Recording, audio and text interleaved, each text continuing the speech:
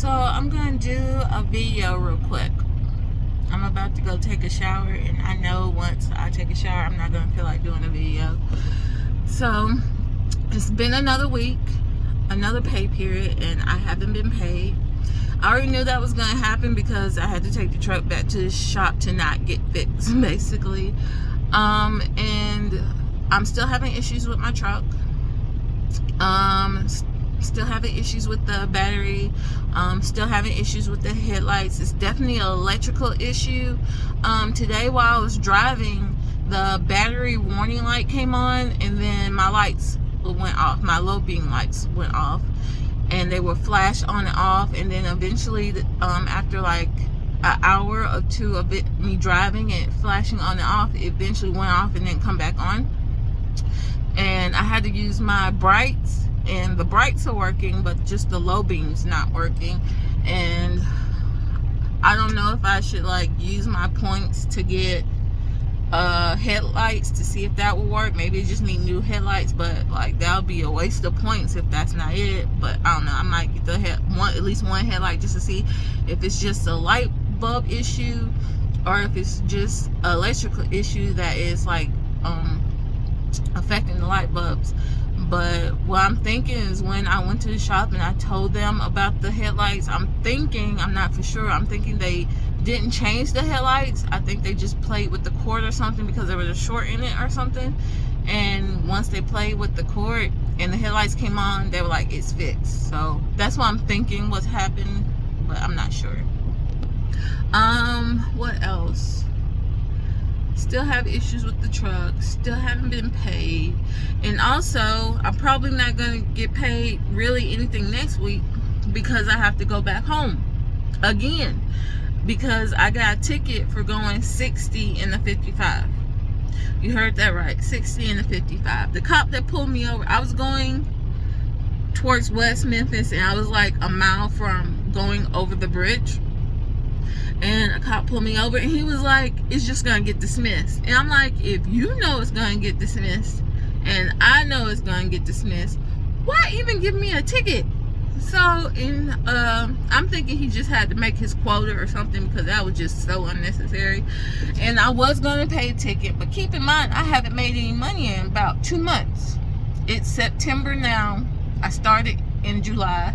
Really haven't made any money since then. So about 2 months I haven't made any money.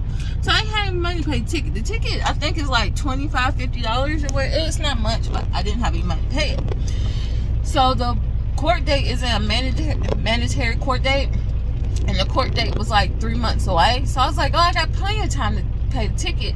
But I forgot to look at the very, very bottom of the ticket, and it's a long ticket. A long ticket. And I read the whole ticket, just didn't read the very, very bottom.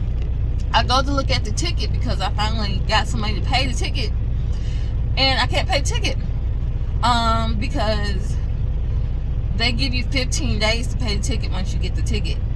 And if you don't pay within 15 days, you have to go to court to get it dismissed or not. And I was like, that's some BS. That's crazy. And I was like, dang it. So I have to go to court to try to get it dismissed.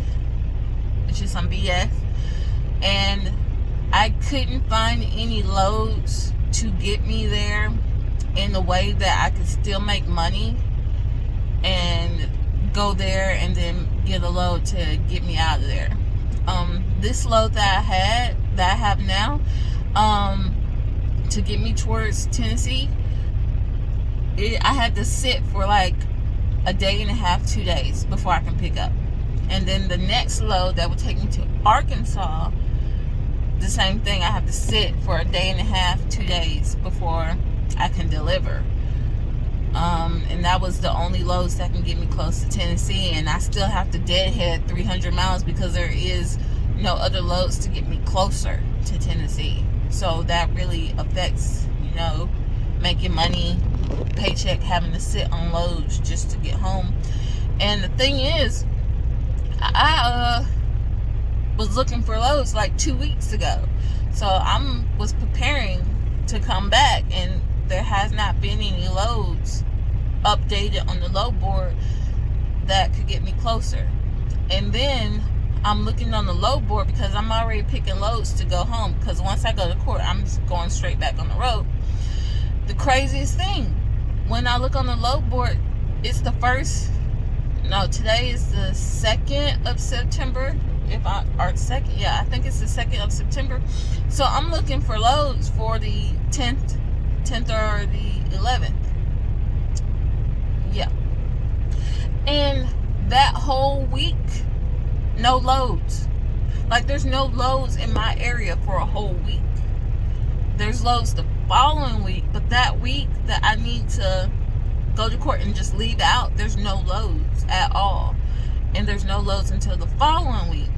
So I expanded the radius, because I usually do a 150-mile radius. I expanded the radius to 250 miles, and there's not a lot of loads, but there's some loads around the 250-mile radius. So basically, for me to get a load to leave out, I have to deadhead like almost 271 or 300 miles. And that's kind of like a waste of money, because I'm spending a lot on fuel just to deadhead to pick up a load to start working. And no matter what I pick, it'll be a waste of money, because I'm wasting more fuel to go pick up the load than I'm making in profit. So that's going to affect me making money as well. So yeah, like, the loads are trash. They are. And there's nothing really I can do about it. And I got to a point where I was just so frustrated. I started looking for local jobs in my area, because I was like, I'd rather just have a steady income than to work this hard to make no money. Because people always say, oh, when you get your truck, you gotta stay on the road. And it's like, it doesn't matter if you stay on the road if the loads are trash. Like, there's nothing you can do. If the appointment times are trash, the loads are trash, you can stay on the road as long as you want and still not make no money because the loads are trash. Yeah. So I'm still trying to be like optimistic, but it's going like, this was my level of optimism, and it's going down to a point was like, I just go back local, because at least with local I get some health insurance. That's where I'm at the point. I was like, I just want health insurance and a steady paycheck. And I think it sucks that they don't give their drivers their owner ops health insurance. The reason why, I know a lot of companies don't, because you're an owner op, but I was researching, like, there was like 10 other companies that I found that provide health insurance for their owner ops. And I was like, how come this company doesn't? It's just weird to me. But to each their own. And then I was at the South Holland Terminal in Illinois.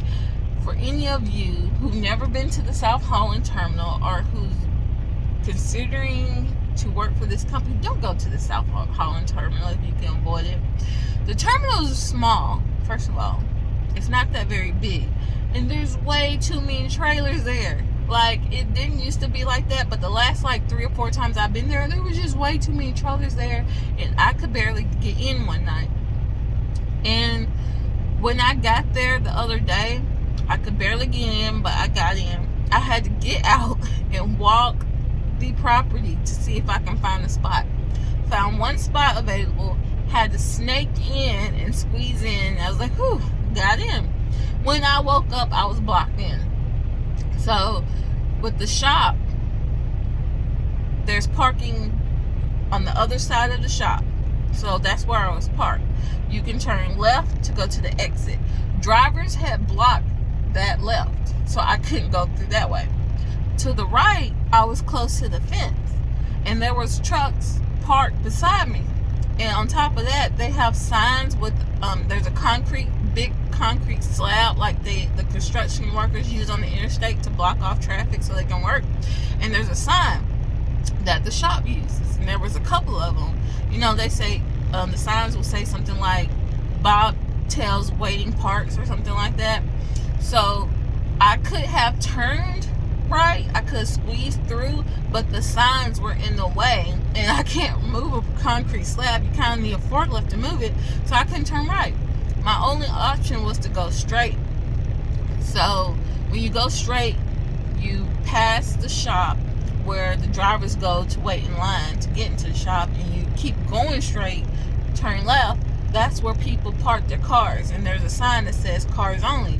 But it's the weekend, there were no cars. Apparently all the drivers go home for the weekend, so there was no cars. So I had no choice but to go straight and go through the little car area to leave out. That was my only option. I actually got out and walked to see if there was any other way I could do it. I was blocked in, had to go straight, but no big deal because there's no cars. No big deal. So I do it. A driver comes out, he starts waving his hands, and he points at the sign saying only cars. I went off on him. I was like, do you not see all these freaking trucks everywhere? How other way am I supposed to get out of here? And then he was just quiet. He was like, I don't know. I was like, if you don't mind your business and leave me the heck alone, you doing too much. Like, come on now. And he just walked off. So that irritated me to a point. I'm already not making money, but then you have drivers who don't mind their business, knowing dang well that the place is packed. Then I started smoking again. That's how stressed out. I haven't had a cigarette in 2 months, and I'm already smoking. And I bought this morning. There's only 4 in here. I bought this morning, which isn't that long ago. This job got me stressed because it's one thing to deal with BS. Oh, there's another thing. I keep getting trailers that ain't got no registration. These drivers aren't doing pre-trips on these trailers. So whenever I get a trailer, obviously I do a pre-trip and I look in the box for registration. There ain't no registration. So that slows me down. I gotta go to the truck stops over and over again to get the registration faxed to me, because I have been pulled in to DOT several times for like a random inspection. I passed the inspection. So basically, because those things happen, I gotta make sure I have registration, because they always ask for tractor and trailer registration. That's the basic minimum of what they ask. And that pisses me off, how these drivers aren't doing their pre-trips and just like not checking to make sure there's registration. And I have to do my due diligence, stop what I'm doing to make sure to get registration. Last time I couldn't even get the registration because something was going on with USA system or whatever, and finally my dispatcher was like, I just mail you the registration. I was like, fine, something's better than nothing. And then I had a trailer, and the last trailer I had didn't have registration. He emailed it to me, the registration. And in their system, before you detach from a trailer, you can put all the issues on the trailer. This helps the mechanics in case when you drop the trailer at the terminal, they'll see it, they'll take the trailer and work on it. Or if you drop it at a receiver or shipper or wherever, if you're looking for it empty, you'll see all the issues with the trailer, because the other driver puts it in the system. You can see all the issues. That way you can be like, oh, I'm not taking this empty trailer, I'm gonna take another trailer. So I did that. I put all the issues with the trailer because there was no place close by to drop it. So I gotta drop it at the place, but I'm gonna put all the issues so a driver won't take it. There was issues with the tire, there was no registration, and there was something else wrong with it. Tell me why.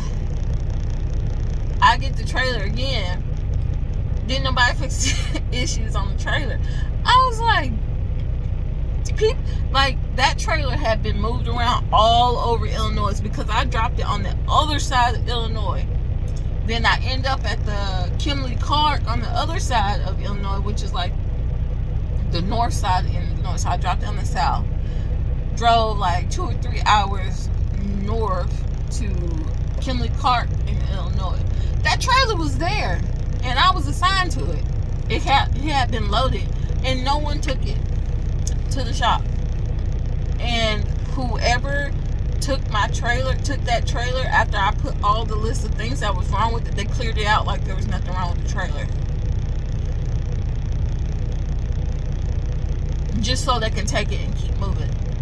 So now the trailer ain't been fixed because the person put that there was nothing wrong with the trailer just so they can take it and keep going. In my opinion, that's dangerous.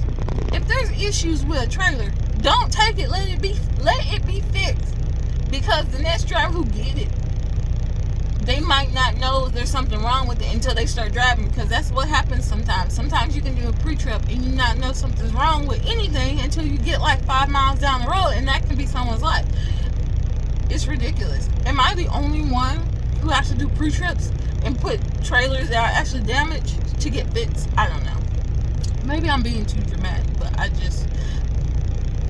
I was trained properly in pre-trip and post-trip, and I just feel like I'm the only one who does pre-trip and post-trip. I have been getting too many trailers that are damaged, that I put that are damaged, and then the next time I see them, all the damage issues have been cleared out like they ain't been damaged, and they ain't got no registration. It's annoying as hell. So it's already bad enough I'm going through all this BS, and then I'm getting trailers that are damaged, whatever. But yeah, so I'll be home this week. It's the weekend, so I should be home Monday or Tuesday. Hopefully I can find some local stuff to hold me over until I have to go to court to help make me a little bit of money. But if I don't bring home at least a little profit the next pay period, I'm probably just going to have to return this truck and quit. I may go back to the company side. I may find another local position, but I just can't go another month with no profit. Like, it'll be different if my paycheck was even $100. That's something. But I'm getting $0 and I'm doing everything I can. Like, there's nothing more that I can do. Really, there's nothing more I can do than what I'm already doing. So yeah, well, I think when I'm home, that's when, I think I'll be home when I get paid again. But if this next paycheck I don't bring home at least $100 to let me know I'm slowly getting to a point where I'm not in the red and somewhere in the green, I'm probably just gonna start looking for local work and just give up. I'm at a point where I just believe I'm not meant to make money. Like, I don't aspire to be rich, but I would like to live comfortably, and I'm at a point where I think I'm just not meant for that. I've been working since I was 14. At one point I was working 4 jobs, 2 full-time, 2 part-time, and it's like no matter how hard I work, nothing I do is going to get me to a point where I'm going to live comfortably. So at this point, I'd rather just have a steady paycheck. But it's like, at the same time, that's worrying, because the last job I had where I had steady paycheck and it was local, I got laid off because they lost their contract. So it's like, you're damned if you do, you're damned if you don't. So I'm at a point where I just don't give a F anymore. I'd rather have some money come in, that steady money, than no money at all. So when I get home for this whole ticket situation, if I don't have at least $100 coming in to let me know there's light at the end of the tunnel, I'm just going to start looking for local work. And I'm probably going to start getting endorsements on my CDL to find better local work. We'll see.